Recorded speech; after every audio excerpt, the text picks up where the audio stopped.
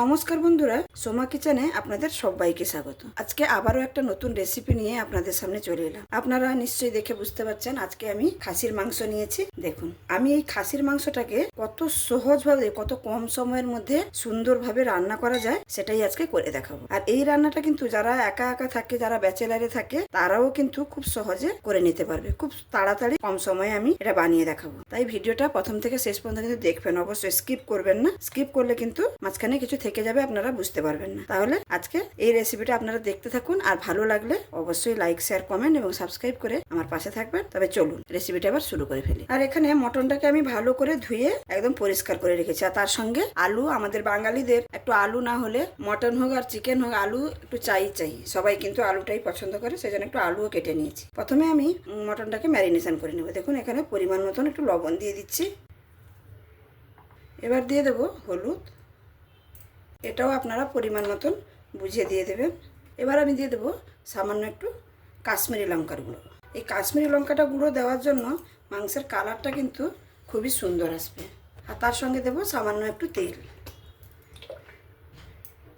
আপনারা এখানে সর্ষে তেলও ব্যবহার করতে পারেন, কিন্তু আমি সাদা তেলই দিলাম। এরপরে দেবো কেটে রাখা পেঁয়াজ।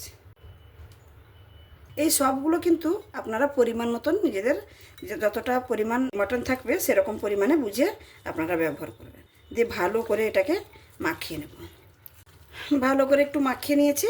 এবার এটাকে আমি 2 মিনিট রেখে দেব। এবারে আমি একটা প্রেসার কুকার নিয়ে নিয়েছি। দেখুন, এখানে একটা প্রেসার কুকার বসিয়ে নিয়েছি। এবার প্রেসার কুকারের মধ্যে আমি প্রথমে মটনগুলো দিয়ে দেব, সেদ্ধ করে নেব। এই সমস্ত মশলা মাখানো মটনগুলো এখানে আমি দিয়ে দিচ্ছি। সমস্ত মটনগুলো এখানে আমি দিয়ে দিলাম। মটন তো দিয়ে দিয়েছি। এবার আমি পরিমাণ মতন একটু জল দিয়ে দেব। পরিমাণটা বুঝে দিতে হবে, যতটা মটন আছে তার উপরে যেন জলটা আসে। দেখুন, আমি মটনটা দিয়েছি, ঠিক মটনগুলো কিন্তু জলের মধ্যে ডুবে ডুবে গেছে। এরকম পরিমাণ বুঝে কিন্তু জলটা ব্যবহার করতে হবে। দিয়ে আমি এটা ঢাকনা লাগিয়ে দেব। ঢাকনা লাগিয়ে আমি 2টো সিটি দিয়ে নেব। অনেকের প্রেসার কুকার 4টা 5টা সিটি দেয়, কিন্তু আমার এই প্রেসার কুকারটা খুবই সুন্দর। আমার 2টো সিটিতে কিন্তু 70 থেকে 80% মটনটা কিন্তু সেদ্ধ হয়ে যাবে। তাই আমি 2টো সিটি দেবো। যতক্ষণে মটনটা প্রেসার কুকারে সেদ্ধ হচ্ছে ততক্ষণে আমি এখানে আলুটা ভেজে নেব। তার জন্য একটা কড়াই বসিয়ে নিয়েছি। আর কড়াইতে পরিমাণ মতন একটু তেল দিয়ে দেবো। তেলটা গরম হয়ে গেছে। এবার আলুগুলো আমি ভেজে নেব।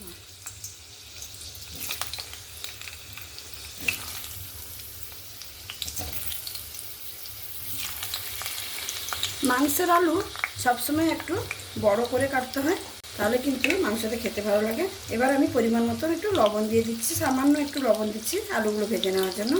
আর তার সঙ্গে সামান্য একটু হলুদ।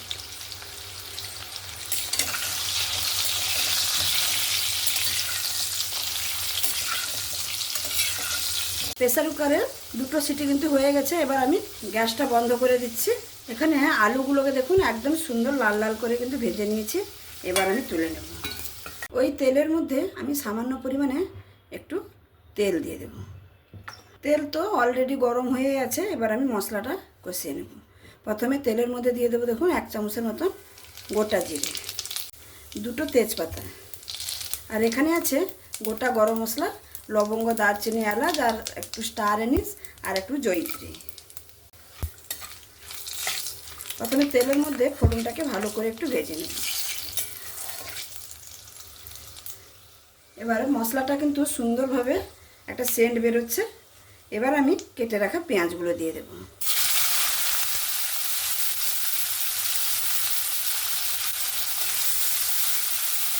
পেঁয়াজগুলো দিয়ে ভালো করে একটু নাড়াচাড়া করে নিচ্ছি। তেলের সঙ্গে পেঁয়াজটাকে কিন্তু ভালো করে নাড়াচাড়া করে নিয়েছি। এবার আমি এখানে দিয়ে দেবো কটা চেরা কাঁচা লঙ্কা। মটন একটু ঝাল ঝাল হলে খেতে ভালো লাগে। আর এই লঙ্কাগুলো কিন্তু আপনারা দেখে ভয় পাবেন না, একটুও ঝাল নেই, সেই জন্য আমি এতটা পরিমাণে দিয়েছি। এবার আমি এটাকে ঢাকা দিয়ে দেবো, যাতে তাড়াতাড়ি পেঁয়াজটা কিন্তু নরম হয়ে যায়। এখানে দেখুন আমি প্রেসার কুকারটা খুলে নিয়েছি। দিয়ে আমি একটা বাটির মধ্যে ঢেলে নিচ্ছি মটনগুলোকে। জল সমেত।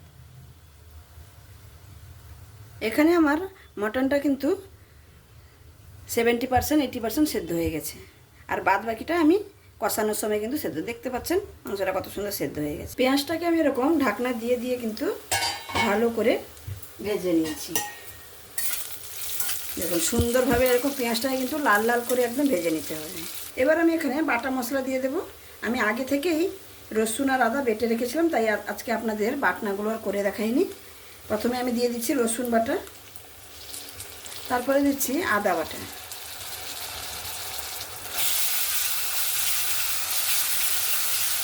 রসুন বাটা আদা বাটাটা দিয়ে ভালো করে একটু 2 মিনিটের মতন কষিয়ে নেব, যতক্ষণ না রসুনের কাঁচা গন্ধ আর আদার কাঁচা গন্ধটা চলে যায়। আদা রসুনটা দিয়ে ভালো করে কিন্তু 2 মিনিটের মতন আমি কষিয়ে নিয়েছি। এবার আমি গুঁড়ো মশলাগুলো দিয়ে দেবো। আমি এখানে পরিমাণ মতন সামান্য একটু হলুদ দেবো, যেহেতু আমি মাংসতে প্রথমেই হলুদ মাখিয়েছি পরিমাণ মতন, সেই জন্য। আর দেবো পরিমাণ মতন একটু ঝাল লঙ্কার গুঁড়ো। ঝালটা যে যার পছন্দ মতন বুঝে কিন্তু ব্যবহার করবেন। এখানে দেবো কাশ্মীরি লঙ্কার গুঁড়ো। কাশ্মীরি লঙ্কার গুঁড়ো আগেও আমি দিয়েছি মাংসটা সেদ্ধ করার সময়, সেই জন্য এখানে অল্প অল্প পরিমাণে কিন্তু আমি মশলাগুলো ব্যবহার করছি। আর 1 চামচের মতন দেবো আমি ধনে গুঁড়ো, আর 1/2 চামচের মতন দেবো আমি জিরে গুঁড়ো। এখানে কিন্তু সমস্ত গুঁড়ো মশলাগুলো আমার দেওয়া হয়ে গেছে। এবার আমি যে মাংসটা যে সেদ্ধ করেছি সেই যে জলটুকু যে আছে এই জলটা দিয়ে দিয়ে কিন্তু আমি মশলাটা কিন্তু কষিয়ে নেব।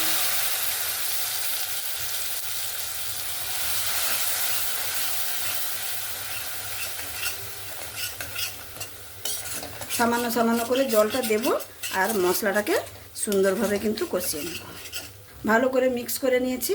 দেখুন মশলার কালারটা কত সুন্দর এসছে দেখুন। আবারও আমি 1-2 মিনিটের জন্য ঢাকা দিয়ে দেবো মশলাটা সুন্দরভাবে। আর গ্যাসের ফ্লেমটা কিন্তু একদমই স্লোতেই রাখবো। 2 মিনিটের পরে আমি ঢাকনাটা খুলে নিচ্ছি। দেখুন মশলা থেকে একটা সুন্দর তেল ছাড়তে শুরু করেছে। আমি আবারও সেই জল আর একটু দিয়ে দেবো।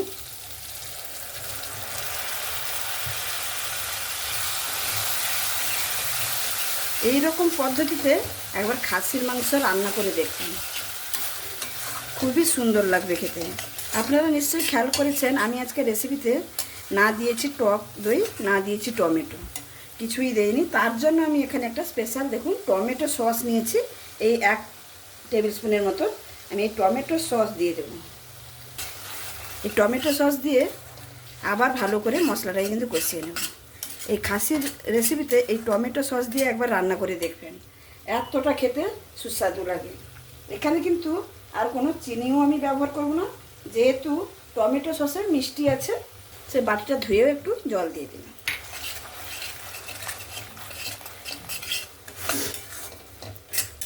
মশলাটা এখানে প্রায় কষানো হয়ে এসছে। আমি আমার প্রত্যেকটা রেসিপিতে বলে থাকি মশলাটা যত সুন্দরভাবে কষানো হবে রেসিপিটা খেতে কিন্তু ততটাই সুন্দর হবে। এখানে আমার মশলা একদম সুন্দরভাবে কষিয়ে নিয়েছি, দেখে নিশ্চয়ই আপনারা বুঝতে পারছেন। এবার আমি এই যে মাংস সেদ্ধ করা জল থেকে এরকম ছেঁকে ছেঁকে আমি মাটনগুলো কিন্তু দিয়ে দেব। সমস্ত মটনগুলো আমি জল থেকে ছেঁকে দিয়ে দিয়েছি।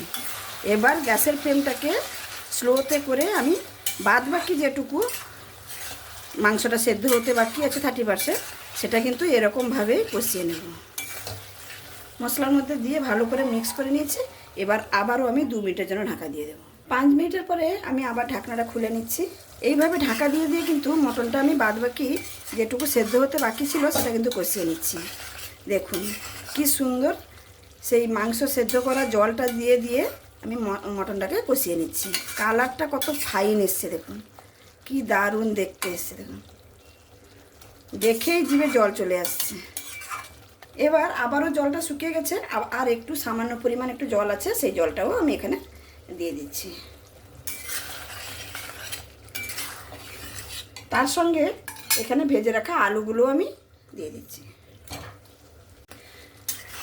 ভেজে রাখা আলুগুলো দিয়েও আবারও একটু 2 মিনিট কষিয়ে নেব। আবারও 2 মিনিট আমি ঢাকা দিয়ে দেবো। 2 মিনিটের পরে আবারও ঢাকনাটা খুলে নিচ্ছি। দেখুন মাংসটা কত সুন্দরভাবে কিন্তু আমি কষিয়ে নিয়েছি।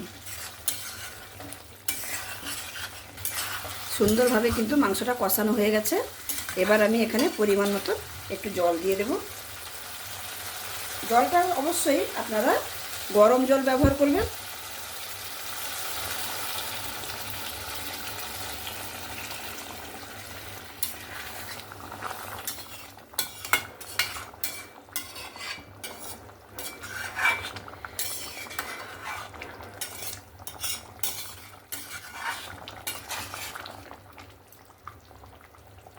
পরিমাণ মতন জল দিয়ে দিয়েছি। এবার জল দিয়ে ভালো করে একটু নাড়াচাড়া করে দিয়েছি। এবার আমি আবারও 5-7 মিনিটের জন্য ঢাকা দিয়ে দেবো। খালি আলুটা সেদ্ধ হতে, মাংস তো সেদ্ধ হয়ে গেছে, খালি আলুটা একটু সেদ্ধ হতে বাকি আছে, সেইটুকুর জন্য। 7 মিনিট হয়ে গেছে। এবার 7 মিনিটের পরে আমি ঢাকনাটা খুলে নিচ্ছি। রান্নাটা একদমই কমপ্লিট। আলুও সেদ্ধ হয়ে গেছে সুন্দরভাবে। কত কম সময়ের মধ্যে রান্নাটা করে ফেললাম দেখুন। আর এই রেসিপিটা খেতে কিন্তু অসাধারণ স্বাদের হয়ে থাকে, অসাধারণ। একবার এরকমভাবে বানিয়ে দেখবেন। নামানোর আগে আমি একটু সামান্য ধনেপাতা কেটে রেখেছিলাম, ধনেপাতার কুচি দিয়ে দিলাম। আর একটু সামান্য গরম মশলা দেব। গরম মশলা আমি গোটা গরম মশলা আগে ব্যবহার করেছি, তাই পরিমাণে একটু কম দিলাম। রান্নাটা একদমই কমপ্লিট। এবার আমি আপনাদের পরিবেশন করে দেখাচ্ছি। তাহলে বন্ধুরা, দেখতেই পেলেন আমার এই মটনের রেসিপিটা। দেখতে দেখুন কতটা অপূর্ব হয়েছে, আর খেতে কিন্তু অসাধারণ স্বাদের হয়ে থাকে। একবার আমি যেই পদ্ধতিতে এই মটনের রেসিপিটা আজকে বানিয়ে দেখালাম, একবার অন্তত বাড়িতে বানিয়ে দেখবেন। বিভিন্ন রকমের তো বানান, একবার এই রকমভাবে বানিয়ে দেখবেন, এতটা খেতে সুন্দর হয়। আর এই রেসিপিটা কিন্তু এমনি সাদা ভাত হোক বা পোলাও, যে কোনো পোলাওয়ের সঙ্গে কিন্তু দুর্দান্ত স্বাদের লাগে। তাহলে আমার এই রেসিপিটা যদি আপনাদের ভালো লেগে থাকে, তাহলে অবশ্যই লাইক, শেয়ার, কমেন্ট এবং সাবস্ক্রাইব করে আমার পাশে থাকবেন। আর যে সকল বন্ধুরা অলরেডি সাবস্ক্রাইব করে আমার পাশে আছেন, তাদেরকে অসংখ্য ধন্যবাদ। আর যারা এখনও সাবস্ক্রাইব করেননি, প্লিজ বন্ধুরা সাবস্ক্রাইব করে আমার পাশে থাকুন। আমি যখনও কোনো নতুন রেসিপি আপলোড করব, আপনাদের কাছে কিন্তু সঙ্গে সঙ্গে পৌঁছে যাবে। তাহলে আজকে এখানেই শেষ করছি। আবার দেখা হবে অন্য কোনো দিন অন্য কোনো রেসিপির সঙ্গে। সবাই ভালো থাকবেন, সুস্থ থাকবেন, সাবধানে থাকবেন। ধন্যবাদ।